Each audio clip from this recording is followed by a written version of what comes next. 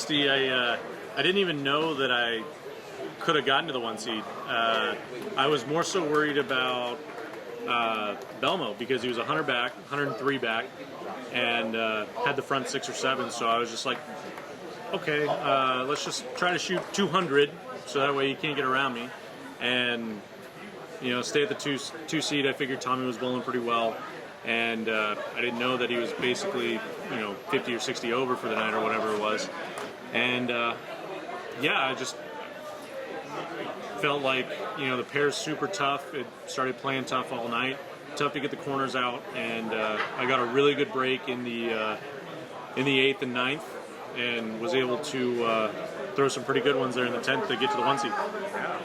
Tell me about what happened in the middle of that block there, where something opened up for you, something worked for you. Was it a ball change? Was it out on the lanes transition? And all of a sudden you go 300, 279. Yeah, I actually got really mad at myself.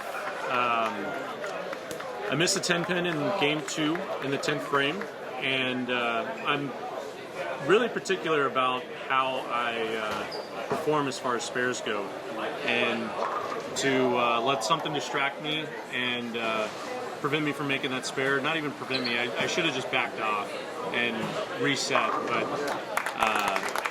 it was just bad choices on my part, and it kind of fired me up and helped me focus, and I made a blind ball change on the move down, and it was a ball that we had drilled for a specific case where people have been throwing urethane, and I needed to still get it to pick up in the oil, and made the right choice, made a good guess as far as how far left to move, and pretty much told myself just knock the holes out of it and try to get this thing to hook down lane. And I was still kind of angry and a little I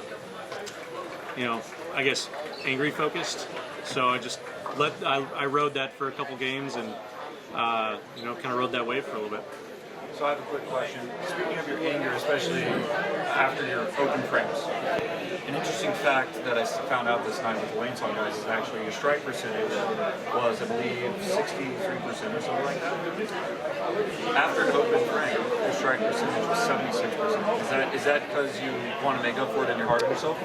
Yeah, a little bit. The big thing is a lot of the time after an open, it's because I personally performed poorly.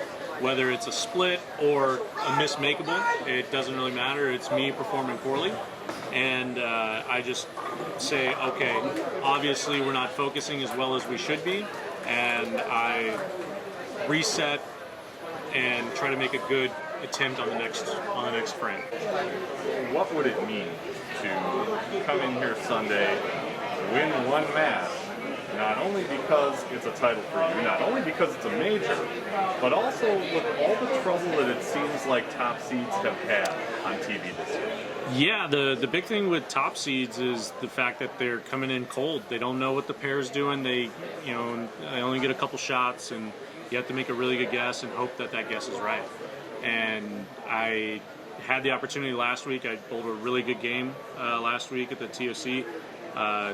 Ended up not winning the match, but I feel a little bit more prepared. Obviously, I'm still going to be a little nervous, and it's just going to be another kind of guessing game, and that's really all it is. Starting in the first match, you get to set up the pair and try to have a little bit of a game plan going into it as to what you want the lanes to do. And here, just like last week for me, it was totally determined by the guys before me and trying to make an assumption as to what they're trying to accomplish and what the pair is going to play like, and just trying to make a game plan on the fly. So I had noticed that you like to slow up it on this. Does that affect pair-to-pair as much as playing to night, or was it about the same? For me, I like to perform in maximums and minimums. Meaning, if I have to throw it as hard as I can and hit it as hard as I can, those are the two things that I focus on. It makes it a lot easier because I can't throw it any harder, and so I know my miss is slow, right? And I can't hit it any harder, so the only miss I have is I missed it at the bottom, right? So then I just, like I said, refocus and say, okay, we have to make sure we catch it, Or the other side, throwing it as slow as I can. The only miss I have is throwing it fast. And if I'm trying to not hit it at the bottom, the only thing that I can do is hit it, right? So the gray area in the middle is where I try to avoid.